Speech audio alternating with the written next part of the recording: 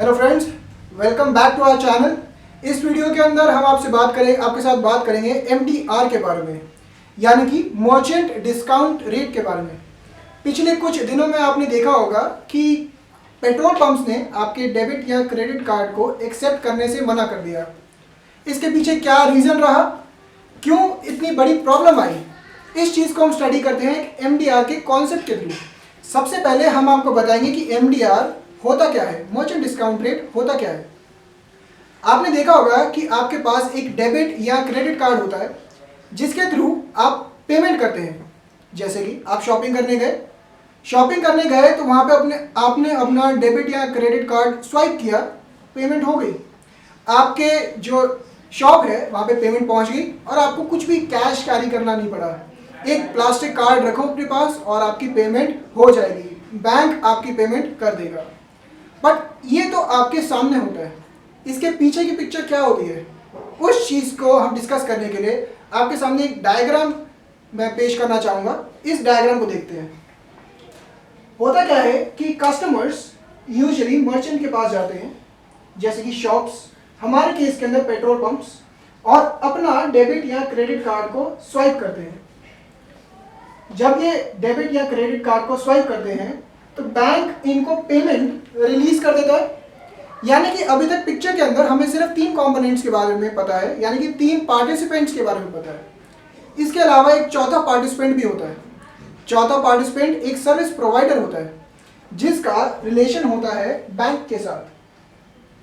यह जो service provider होता है ये वेरिफिकेशन करता है इन ट्रांजैक्शंस की on behalf of bank. Her bank का अपना अलग अलग सर्विस प्रोवाइडर के साथ लिंकेज होता है। इस चीज़ को समझने के लिए हम देखते हैं यहाँ पे।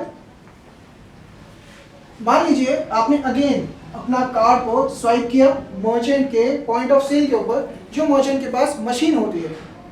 जब आप इसको स्वाइप करते हैं तो यहाँ से एक कोड जनरेट होता है जिसकी चेकिंग के लिए इस सर्विस प्रोवाइडर के पास जाती है। ये कोड जो जनरेट होता है इसकी चेकिंग करता है सर्विस प्रोवाइडर। जैसे कि आपने देखा होगा आपके डेबिट या क्रेडिट कार्ड के ऊपर लिखा होता है वीज़ा, मास्टर कार्ड, उन्हीं की बात कर रहे हैं यहाँ पे।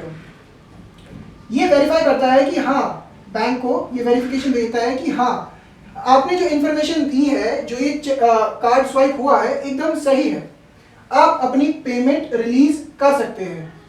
यानी कि अगर हम स्टेप्स को आइडेंटिफाई करें तो स्टेप नंबर 1 ये हुआ जहाँ पे आपने अपना कार्ड स्वाइप किया। स्टेप नंबर 2 ये हुआ जहाँ पे इस चीज़ की, इस इंफॉर्मेशन की चेकिंग हुई। स्टेप नंबर 3 पे वेरिफिकेशन किया सर्विस प्रोवाइडर यानी कि वीज़ा ने बैंक को, और स्टेप नंबर 4 पे बैंक ने पेमेंट रिलीज की मर्चेंट को। इन 4 स्टेप्स के बाद आपको ये समझना पड़ेगा कि चार्जेस कहाँ इन्वॉल्व होते हैं। चार्जेस मतलब कोई भी पर्सन आपके लिए कुछ भी काम करता है तो वो फ्री में तो करेगा नहीं, यानी कि कुछ ना कुछ चार्जेस लेगा आपकी सर्विसेज के अगेंस्ट। अब यहाँ पे देखिएगा, बैंक और सर्विस प्रोवाइडर के बीच में जो चार्जेस इन्वॉल्व होते हैं वो कुछ इस तरीके से होते हैं कि बैंक इसका इंफ्रास्ट्रक्चर यूज़ करता है कि आप मुझे वेरिफिकेशन वगैरह करके देंगे। इसके लिए ये जो सर्विस प्रोवाइडर है, जो वीज़ा है, कुछ चार्जेस देता है बैंक से। इन चार्जेस को बैंक अपनी जेब से पे कर रहा है फिलहाल के लिए। जब बैंक अपनी जेब से पे कर रहा है तो क्या वो अपनी जेब से इसको एज ए एक्सपेंस दिखा देगा, कुछ रिकवरी नहीं करेगा अपने कस्टमर से या फिर मर्चेंट से? रिकवरी करता है। इसका रीज़न क्या होता है?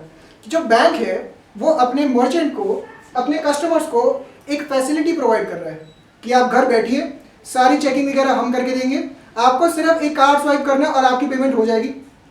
अगर कार्ड की फैसिलिटी ना होती तो कस्टमर्स को कैश कैरी करना पड़ता, कैश के अलावा चेक्स कैरी करने पड़ते। तो इस फैसिलिटी के लिए बैंक जो है कुछ पेमेंट, कुछ एक अमाउंट चार्ज करता है मर्चेंट से, क्योंकि मर्चेंट के पास पेमेंट आ रही है। यानी कि स्टेप नंबर 6 के अंदर एक अमाउंट ऑफ चार्जेस मर्चेंट से बैंक के पास फ्लो हो रहे हैं। इसे ही तो हम कहते हैं मर्चेंट डिस्काउंट रेट। क्या आपको बात समझ में आई?